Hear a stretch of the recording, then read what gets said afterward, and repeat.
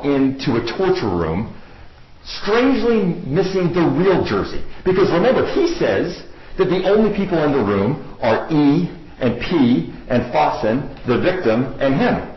So he happens to be there when the real Jersey isn't there. Well, that's not true because he is the real Jersey. But he, according to him, in this unlucky scenario, the real Jersey happens to be 5'10 and 220, which is so close to his 5'11, 227. Think of it.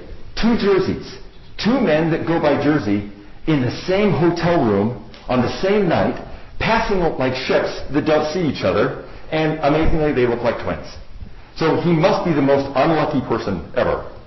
And you must believe that Battle is amazingly bad at reading a room.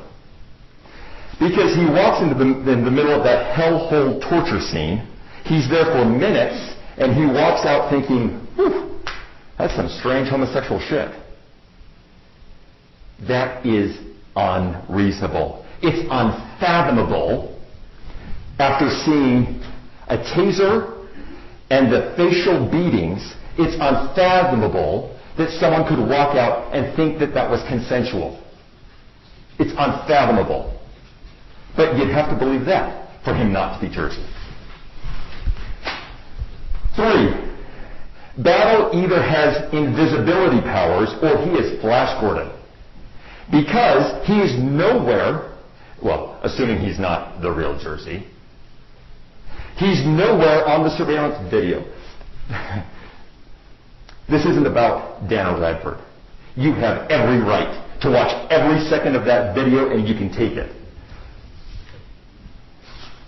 He's nowhere on that surveillance video. So unlike everyone else who walks out of room 105, he can't be seen.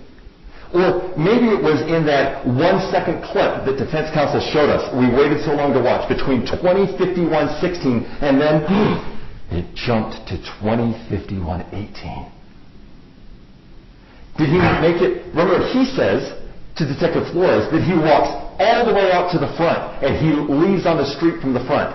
So in that 1 second, he makes it out to the front. Why is Benjamin Battle not on the video? Why is Benjamin Battle not on the video? Well, he is on the video.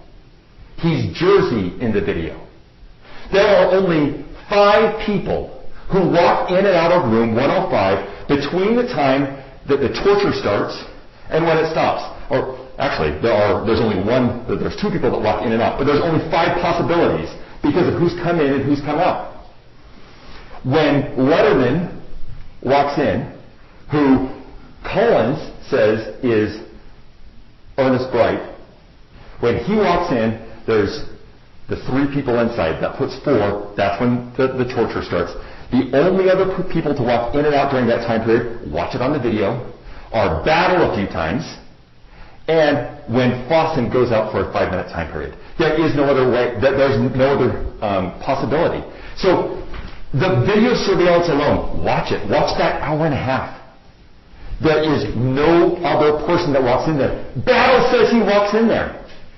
Inherently, his story can't be right. He says he walks in there. But the video surveillance shows, according to his story, he didn't. Unless he's the guy wearing Jersey. 4th, you also have to believe this, that Fossen is a special kind of stupid. Think through this. We've heard these horror stories, and it's true, about Patrick Shipley. Patrick Shipley will have his own day in court. Patrick Shipley's not the issue here today. But Patrick Shipley's horrendousness, right? In opening statement, defense counsel said, and in closing statement now, that Battle is the fall guy. That Fossen is so scared of the real Jersey that he's going to throw Mr. Battle under the bus. There's a huge problem with that. Evidently, he's willing to throw Shipley under the bus, who Shipley says is his best friend, But in any case, he's willing to throw Shipley under the bus, who is making people paraplegics or whatever. He's willing to throw E under the bus, who Shane Collins says is Ernest Bright. Because remember, he says that he went over to Ernest Bright's house. He knows Ernest Bright. He says his name. So he's willing to throw cage torturer guy under the bus and testify against him. But he's not willing to throw the guy under the bus that used the shaver. He's willing to throw the torturer under the bus and the taser under the bus, but he's not willing to throw this third guy under the bus. Well, is he scared or is he not scared?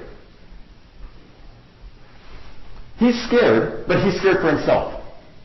So now he's acting in his own best interests rather than that of the other individuals there.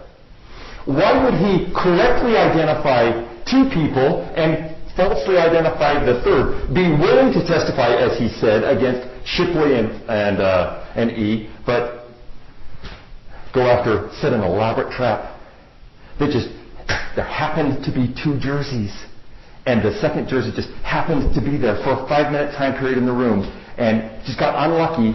And so, yeah, he's got a perfect fall guy. It doesn't make any sense. If he's going to testify against Patrick Shipley, who's a gang member, then he's not creating somehow an elaborate story. He doesn't look smart enough to create an elaborate story anyway. 5, you have to disbelieve Shane Collins or think that he was so far mistaken. Shane Collins was adamant about, in his recorded interview months ago that you heard and on the stand on Wednesday, he testified to you that there were only 5 men in the room and that during the torture period no other man came or left. It's not a minutia. That's not a small fact that he says there was no one else. He says there was no one else. Battle could not have come in.